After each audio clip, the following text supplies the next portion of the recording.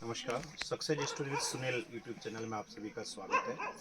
आज मैं आपको मेरे इस वीडियो में बारां जिले के प्रसिद्ध स्थल रामगढ़ के बारे में बताना चाहूँगा, जहाँ धार्मिक महत्व तो है ही, लेकिन उल्कामुख पर्वत होने की वजह से इसका वैज्ञानिक महत्व भी है।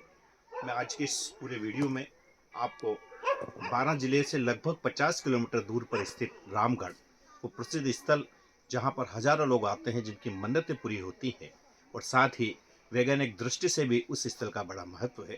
तो आज आप देखिए मेरे साथ रामगढ़ के बारे में कुछ महत्वपूर्ण जानकारी। सड़क मार्ग से जैसे ही आप रामगढ़ की सीमा में प्रवेश करेंगे, आपको सुंदर पहाड़ी नज़ारा नज़र आएगा। बरसात के दिनों में ये पहाड़ियाँ हरियाली से आच्छादित होती है और कई जगह छोटी छोटी पानी की लहरें निकलती रहती हैं। ये आप तालाब देख रहे हैं। ऐसा कहा जाता है कि हजारों वर्ष पूर्व उल्का पिंड गिरने की वजह से लगभग 3.5 किलोमीटर व्यास का एक गहरा स्थान बना, जहाँ ये तालाब है और आसपास से आप ये पहाड़ियाँ देख रहे हैं। दूर से पहाड़ी पर आपको सुंदर जो नज़ारा नज़र आ रहा है, यह रामगढ़ माता जी का स्थान है, जहाँ पूरे हाड़ौती और पूरे राजस्थान के कई जगह से दर्शनार्थी श्रद्धालु आते हैं। मंदिर से पूर्व ही एक स्थान है भंड देवरा, जहाँ जाने के लिए अब सड़क मार्ग बन गया है। पहले मार्ग नहीं था, लेकिन अब आप सड़क मार्ग से इस स्थान की ओर जा सकते हैं। रास्ते में आप ये सुंदर हरियाली का नज़ारा देख रहे हैं और सामने वो आपको जो बोर्ड नज़र आ रहा है वो है भंड देवरा, जिसे मिनी खजुराहो के नाम से भी जाना जाता है। यहाँ पर प्राचीन शिव मंदिर है और आसपास कई और छोटे छोटे मंदिर थे, लेकिन उस दौर में आक्रांताओं ने इस मंदिर को नुकसान पहुंचाया। मंदिर की कई मूर्तियों को शत-विशत कर दिया, लेकिन ये स्थल आज भी पर्यटकों को अपनी ओर आकर्षित करता है। मंदिर की दीवारों पर जो सुंदर कलाकृतियाँ बनी है, वो बरबस ही लोगों को अपनी ओर आकर्षित कर लेती हैं। मीनू खजुराहो देखने के लिए हजारों लोग वर्ष भर यहाँ पर आते हैं और बरसात के दिनों में तो यहाँ का नज़ारा कुछ अलग ही हो जाता है। ऐसा माना जाता है कि 11वीं शताब्दी में राजा मल्लवर्मा द्वारा भंड देवरा मंदिर का निर्माण करवाया गया था। ये आप जो देख रहे हैं अंदर जो सुंदर नक्काशी देख रहे हैं, उस समय आज से हजारों वर्ष पूर्व यानी 11वीं शताब्दी में किस प्रकार कितनी सुंदर कलाकृतियों के माध्यम से इस मंदिर का निर्माण कराया गया होगा, और जब मंदिर अपने पूरे वैभव पर होगा उस समय इसका नज़ारा कितना सुंदर होगा, ये हम आज अनुमान लगा सकते हैं। जितनी सुंदर कलाकृतियाँ आप यहाँ देख रहे हैं, और मंदिर के मुख्य द्वार से आप सीधे ही रामगढ़ माता जी, जहाँ अन्नपूर्णा और कृष्णाई माता विराजती हैं, जहाँ हजारों लोग श्रद्धा से दर्शन करने के लिए जाते हैं। आइए अब हम भंडदेवरा दर्शन करने के पश्चात माता जी के दर्शन के लिए चलते हैं। रास्ते में आप ये देख रहे हैं सुंदर नज़ारा, कहीं पानी भरा है, कहीं हरियाली है, आते जाते वाहन हैं, और दूर से माता जी का स्थान जो नज़र आ रहा है।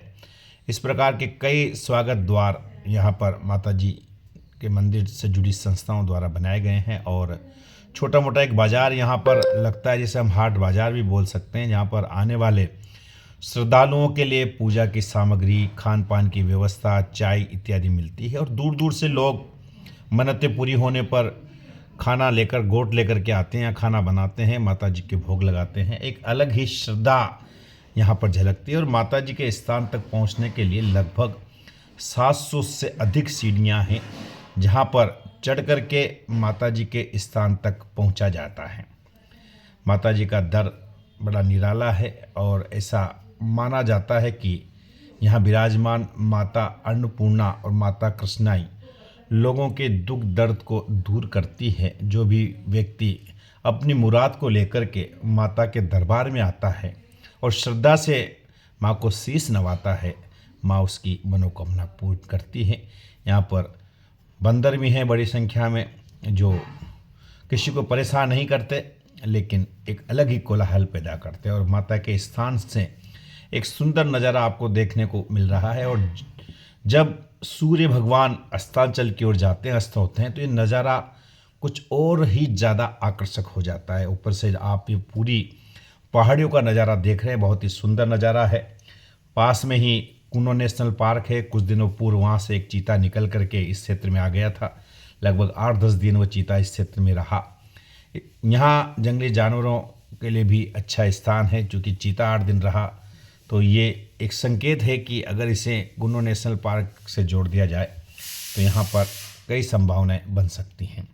हजारों की संख्या में पर्यटक आते हैं और ये जियो हेरिटेज साइट पूरे देश की प्रथम जियो हेरिटेज साइट है और भारत की प्रथम और साइट के रूप में इसे हम कह सकते हैं।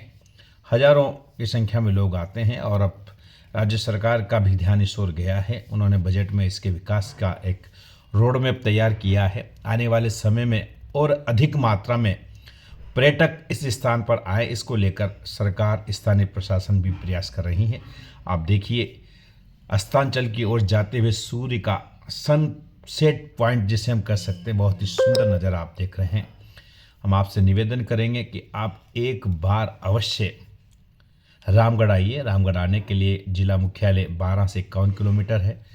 ट्रेन रूट 12 से तक है और उसके बाद आप अपने व्यक्तिगत वाहन से या अन्य जो निजी वाहन हैं उससे आप यहाँ पहुँच सकते हैं।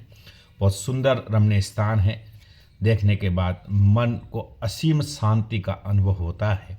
इसलिए मेरा आप सबसे निवेदन है कि एक बार अवश्य रामगढ़ पधारें। जय माता दी, जय रामगढ़ वाली माता।